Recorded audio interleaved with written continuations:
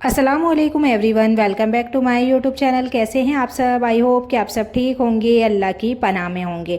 तो मेरे पड़ोस में एक शबनम नाम की औरत रहती थी और कसम से इतनी सीधी औरत मैंने आज तक वास्तव में नहीं देखी। सुबह फजर से पहले उठ जाती थी, पूरे घर का काम करती, सास की दवाई, शौहर का टिफ़िन, बच्चों का स्कूल सब अकेले संभालती थी। लेकिन फिर भी उसके घर में कभी सुकून नहीं रहा। हर दूसरे दिन लड़ाई, हर दिन ताने और रिश्तेदारों की ऐसी कड़वी बातें जो अंदर तक इंसान को तोड़ दे। एक दिन मैंने उसे छत पर अकेले रोते देखा, तो ऐसे ही मैंने उसे पूछ लिया, क्या हुआ शबनम? तो वो बस इतना बोल पाई कि बाजी, कभी कभी इंसान गलत नहीं होता, बस गलत लोगों के बीच फंस जाता है। तो शबनम की शादी के बाद क्या हुआ, शबनम ने बताया। शबनम जब नई नई दुल्हन बनकर आई थी तो पूरे मोहल्ले में उसकी बहुत तारीफ होती थी। इतनी मासूम, इतनी शर्मीली और दिल की बहुत साफ। वो हर किसी की इज्जत करती थी। सास को अपनी माँ समझती, ननद को बहन, देवर को भाई। लेकिन शायद हर अच्छी औरत की किस्मत में थोड़ा दर्द जरूर लिखा होता है। शुरुआत में सब ठीक था, लेकिन धीरे धीरे उसकी सास बदलने लगी। हर बात पर ताने देना, हमारे बेटे की ज़िंदगी खराब हो गई तुम्हारे आने के बाद, घर की बरकत चली गई, ना दहेज लाई ना सुकून। शबनम बेचारी चुप रहती, क्योंकि उसे लगता था अगर उसने जवाब दिया तो उसका घर क्या पता टूट जाए और उसके मायके तक बात चली जाए।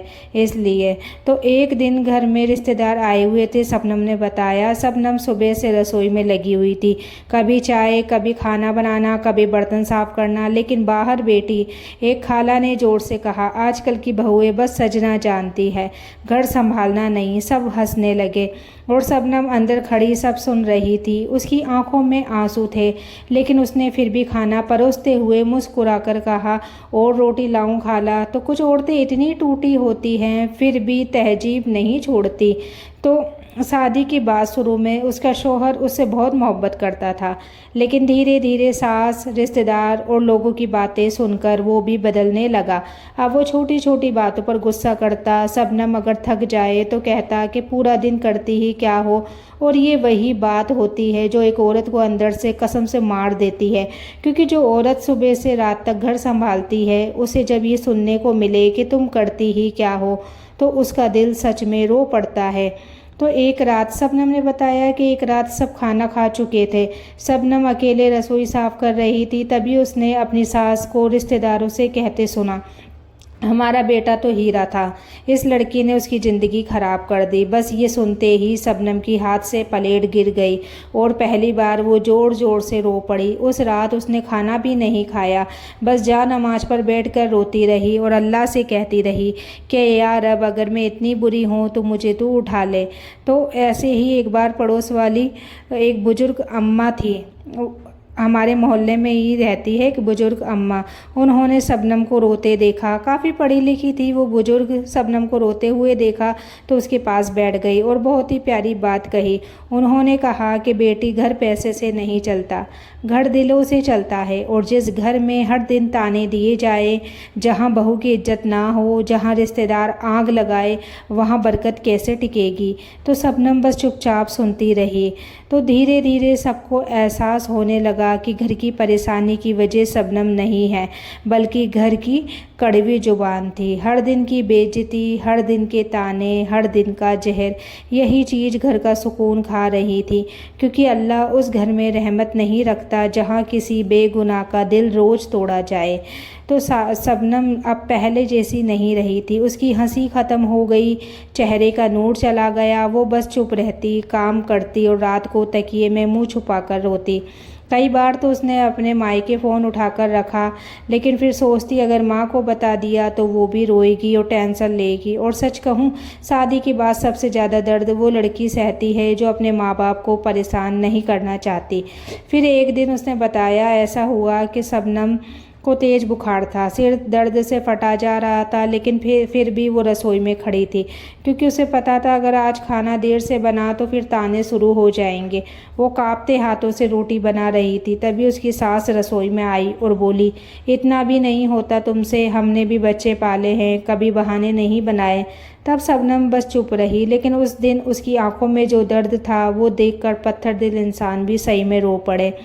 तो शबनम का शौहर पहले उसकी बहुत फिक्र करता था, लेकिन अब वो भी माँ की बातों में आ चुका था। और शबनम रोती तो कहता, हर बात पर रोना ज़रूरी है क्या?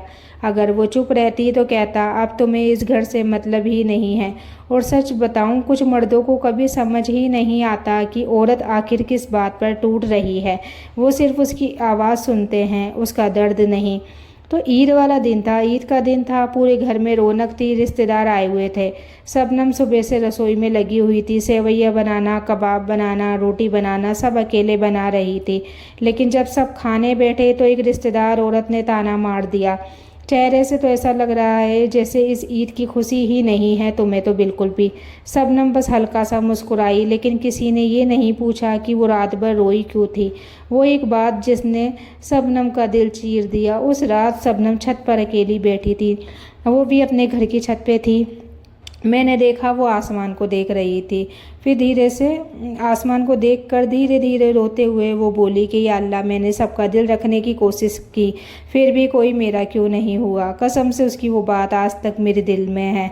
तो बहू सिर्फ काम करने की मशीन नहीं होती है। हमारे समाज में ना बहू से सबको उम्मीद होती है वो सुबह सबसे पहले उठे, सबका ख्याल रखे, कभी जवाब ना दे, कभी थके ना, कभी रोए ना। लेकिन कोई ये नहीं सोचता कि वो भी किसी की बेटी है, उसे भी प्यार चाहिए, इज्जत चाहिए, दो मीठे बोल चाहिए। हर वक्त ताने सुनकर इंसान बाहर से नहीं अंदर से मरता है। सास की सोच ने घर बर्बाद कर दिया था उसका।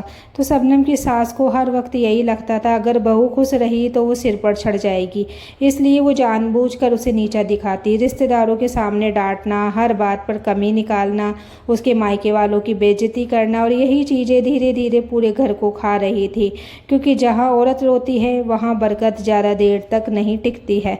तो एक दिन शबनम अपने कमरे में पुराने कपड़े देख रही थी, उसमें उसकी शादी से पहले की एक फ़ोटो निकली जिसमें वो अपने माँ बाप के साथ हंस रही थी। वो फ़ोटो देखकर वो ज़ोर से रो पड़ी और बोली, काश मैं फिर से वही पुरानी शबनम बन पाती। तो शादी के बाद कई लड़कियां घर तो बदल लेती है, लेकिन धीरे धीरे खुद भी बदल जाती है। उनकी हंसी, उनकी मासूमियत सब कहीं खो जाता है। फिर एक दिन बहुत बड़ा हादसा हुआ। उस दिन घर में बहुत बड़ा झगड़ा हुआ, रिश्तेदार भी बैठे थे और गुस्से में सास ने सबके सामने कह दिया, तुम जैसी बहू किसी दुश्मन को भी ना मिले। बस ये सुनते ही शबनम के सब्र का बांध टूट गया। वो पहली बार जोर से रोई और बोली कि मम्मी, मैंने इस घर को अपना घर समझा, आपको माँ समझा, लेकिन आपने मुझे कभी बेटी नहीं समझा। पूरा घर चुप हो गया, क्योंकि पहली बार एक चुप रहने वाली औरत का दर्द बाहर आया था। उस दिन पहली बार सास भी रो पड़ी।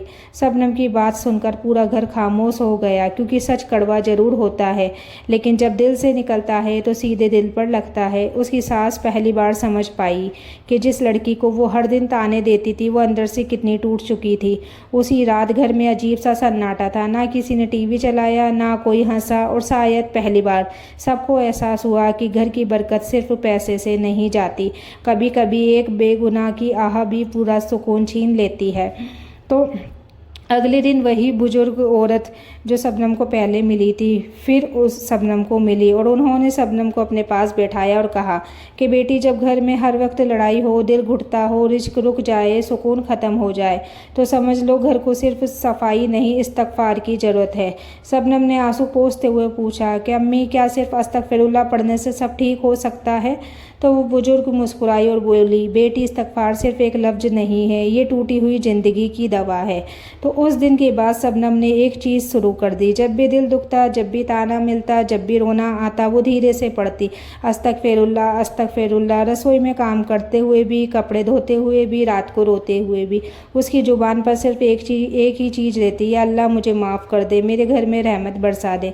फिर धीरे धीरे चमत्कार होने लगा। कुछ दिनों बाद घर का माहौल थोड़ा बदलने लगा। सास पहले जितना गुस्सा नहीं करती थी, शौहर भी धीरे धीरे नरम होने लगा। घर में जो हर वक्त टेंशन रहती थी वो कम होने लगी, और सबसे बड़ी बात, शबनम के दिल को सुकून मिलने लगा, क्योंकि इंसान जब बार बार अस्तगफिरुल्लाह पढ़ता है तो सिर्फ गुनाह नहीं धुलते, दिल का दर्द भी हल्का होने लगता है। तो रिश्तेदार फिर आए। कुछ दिन बाद वही रिश्तेदार फिर घर आए, लेकिन इस बार शबनम पहले जैसी टूटी नहीं थी। वो चुप जरूर थी, लेकिन उसके चेहरे पर सुकून था। एक रिश्तेदार औरत ने फिर ताना मारना चाहा, लेकिन सास ने पहली बार उसे रोक दिया और कहा, मेरी बहू बहुत अच्छी है, गलती हमारी सोच में थी। शबनम ये सुनकर रो पड़ी, क्योंकि कई बार इंसान को पैसे नहीं, बस अपनी इज्जत चाहिए होती है। तो असली बरकत क्या होती है? लोग समझते हैं बड़ा घर, बहुत पैसा, सोना यही बरकत है। तो नहीं जी, असल बरकत वो होती है जब घर में सुकून हो, जब औरत चैन से सो पाए, जब रिश्तों में इज्जत हो, जब खाने में मोहब्बत और याद रखना। जिस घर में हर दिन चीखे हो, ताने हो, बेइज्जती हो, वहाँ लाख पैसा आ जाए फिर भी बरकत नहीं टिकती।